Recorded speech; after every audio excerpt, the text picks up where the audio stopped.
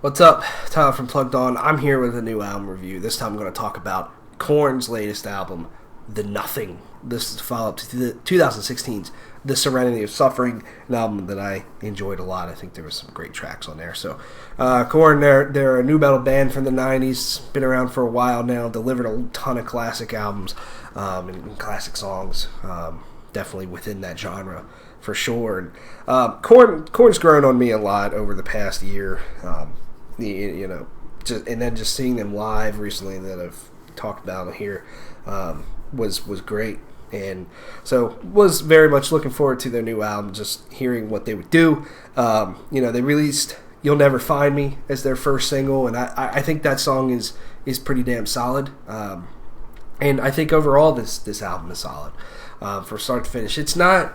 To me, the album is just at a consistent quality in pace. It never really goes way up to me. It never really dips way down at all. It's just a decent listen from start to finish. And like I said, "You'll Never Find Me" I think is a really great song. It's got a great vocal hook by Jonathan Davis. My favorite part of the song is just in the middle when Jonathan, does what he does on vocals.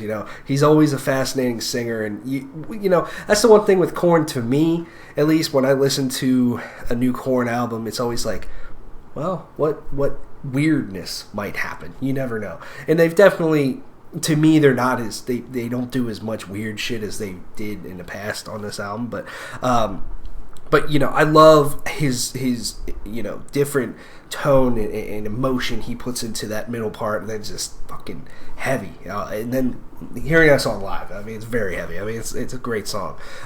Very much like that song a lot. I like the lyrics of it are interesting as well. But the album opens up with "The End Begins," which I think is a really interesting intro.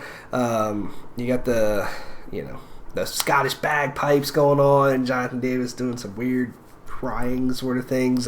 Then you get into "Cold," and "Cold's" maybe one of my favorite tracks on here because it's got just a real bouncy vibe on the guitars, but then it's just, I love when Jonathan Davis gets very fucking heavy on the vocal side of things. Excuse me.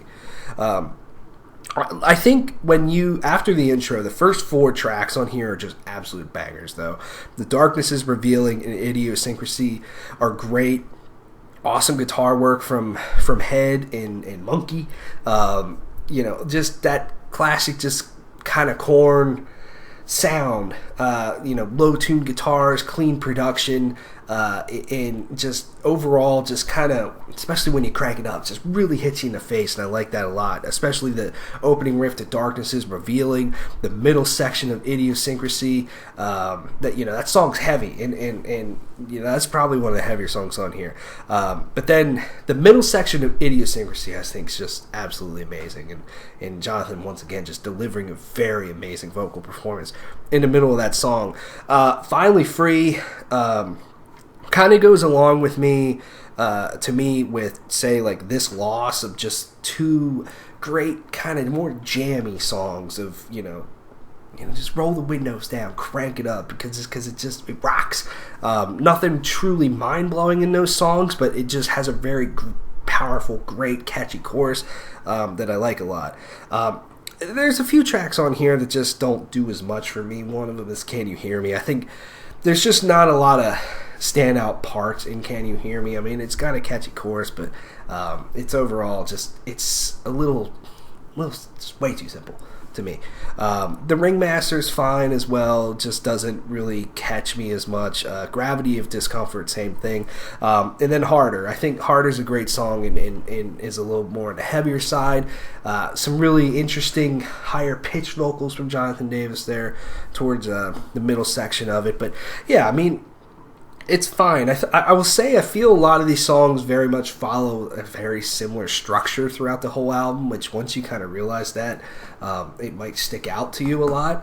And I'm not saying that's a knock against the album, really, because I like these songs.